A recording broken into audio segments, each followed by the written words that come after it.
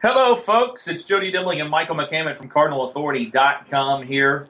It is a new podcast, our weekly podcast. And, Michael, this is a fun one because we've got a little basketball stuff coming up. We got a little football. We got all kinds of other things.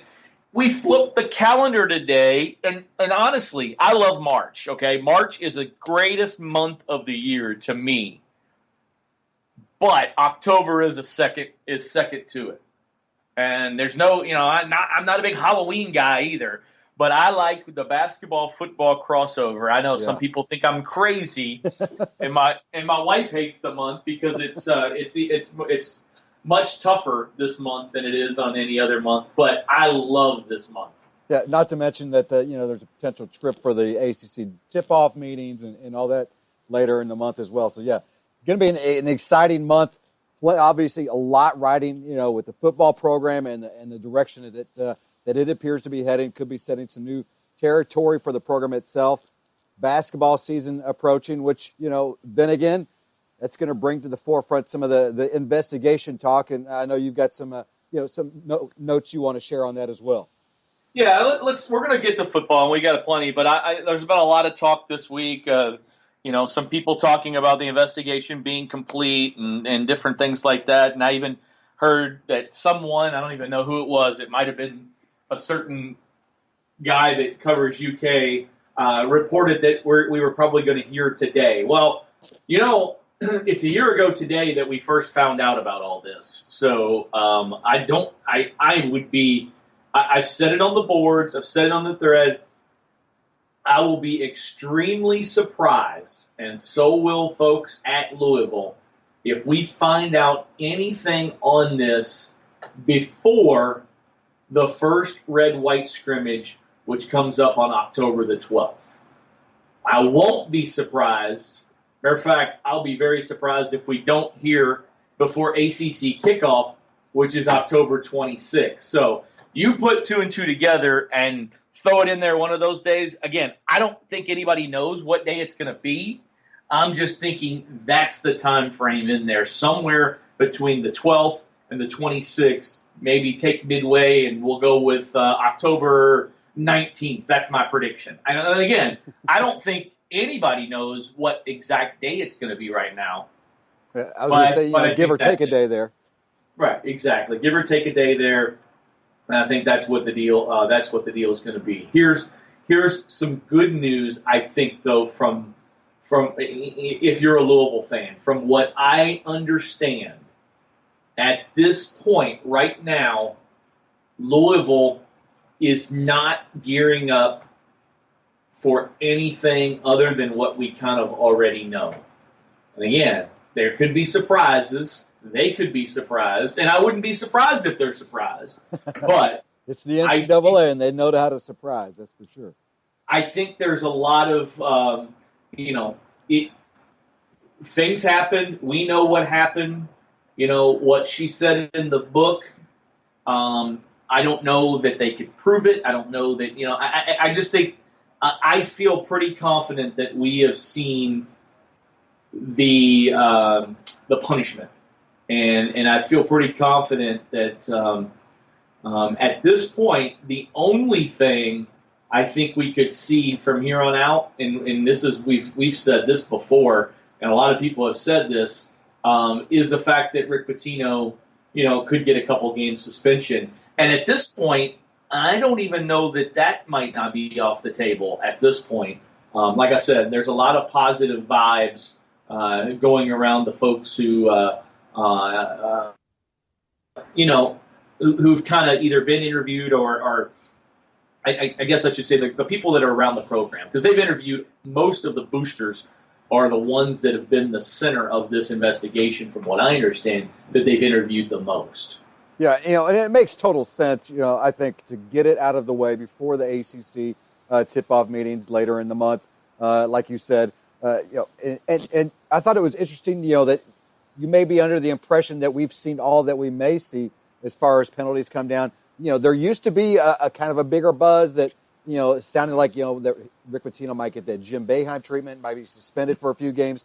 But, that does seem to have died down, in recent weeks. Now, obviously, that's because they've decided to do it or whatever. But that buzz seems to has quieted a little bit. So, who knows which direction they'll go on that Pitino thing. Yeah, it's going to be interesting to see. Like I said, I really feel I feel pretty good about what we're hearing from different people, and I'm not really even talking Louisville people. I feel pretty good from the people that I know out there nationally at other schools that have friends at the NCAA, and I have a pretty good source that's connected with the NCAA, and I feel much better. I felt much better after talking to those sources than I did to even talking to the Louisville sources, because that's the thing. The Louisville sources are going to be a little more negative because they don't, they want it to be positive, but they don't want to jinx it. You know what I mean? And they don't want it to be worse than what they maybe expected. So I think they're thinking, a little bit worse than maybe what it is. So hopefully, knock on wood, this thing's behind us here in a couple of weeks. And like I said, I don't think it'll be before October 12th. And I don't think at this point that it is totally finished. I think that is a false statement. I think it's close to being finished, but I don't think it's totally finished at this point.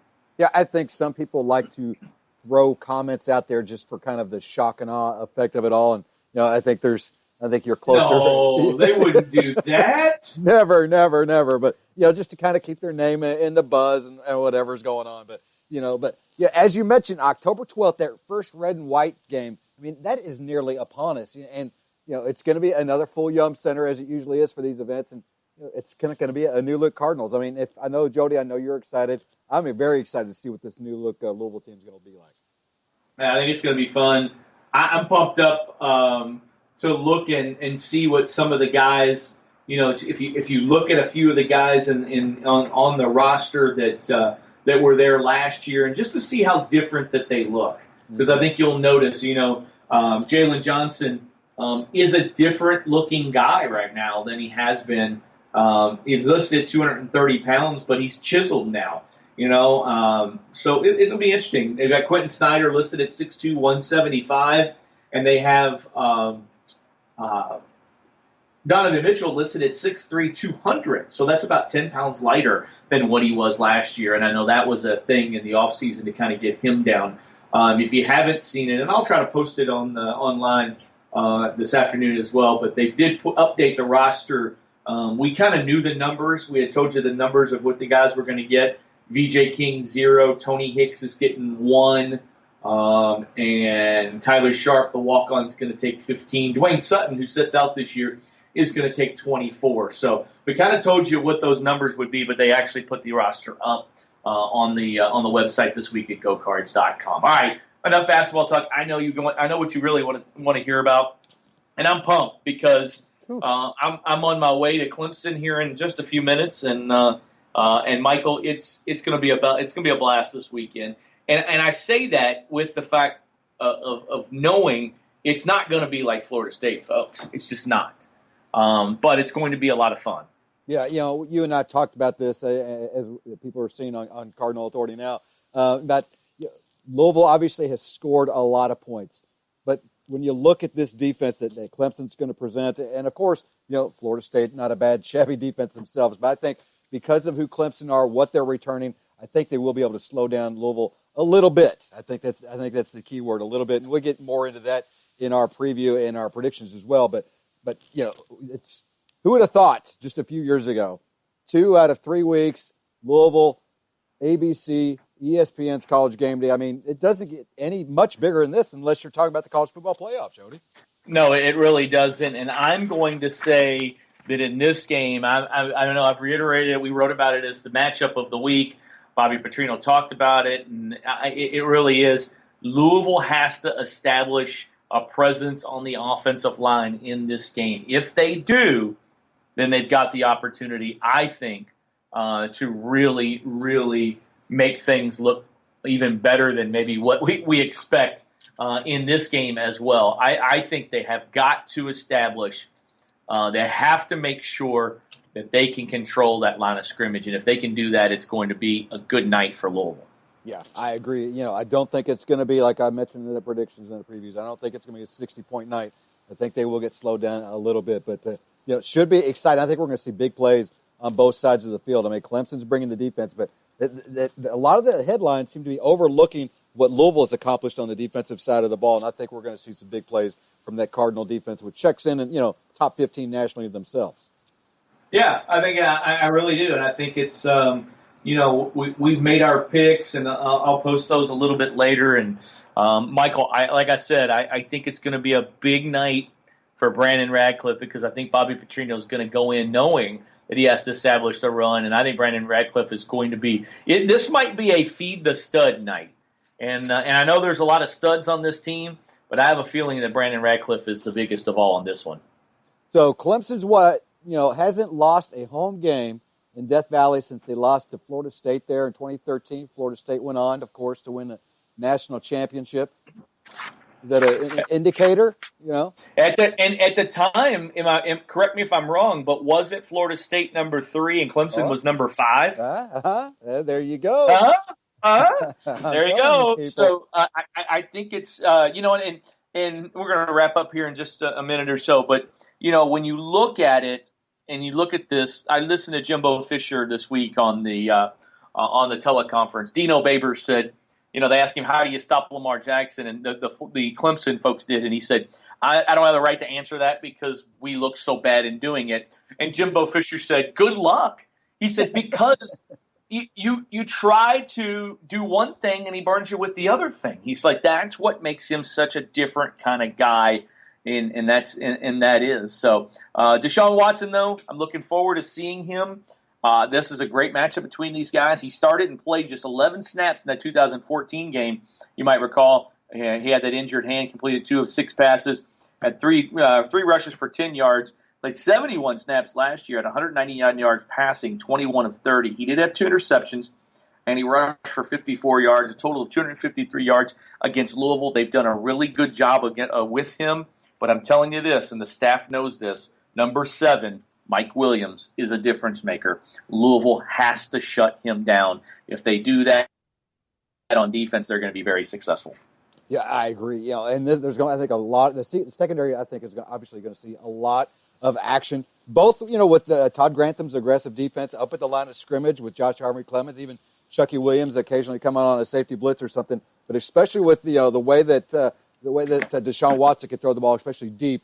That secondary is going to see a lot of opportunities to make a big play themselves. And if that happens, I think Louisville comes out a nice winner and continues to, make that step forward towards the college football playoff. Because the winner of this, they're in the driver's seat for one of those 4 spots. All right. Hey, folks, if you're out there and you're listening now, Romeo Langford's going to play this weekend at Mid-America Sports Complex. And I think Michael's going to check him out. It'll be from 3 to 8. They start at 2, but really 3 is when they start playing. From 3 to 8 on Saturday, and from 8 to 4 on Sunday at Mid-America there on Waterson Trail. So go wear your card gear and go check out Romeo Langford. He is the top target on the board, on any board. Love me some Romeo Langford, and he's a total stud. There's some other guys there. I'll have a full story Friday afternoon when I get a complete list on some other guys. But Lugance Dort expected to be there. He's a big-time prospect out of Florida in the 2018 class. For Michael McCammon, I'm Jody Demling, though. Enjoy the weekend, have fun, and go Cards.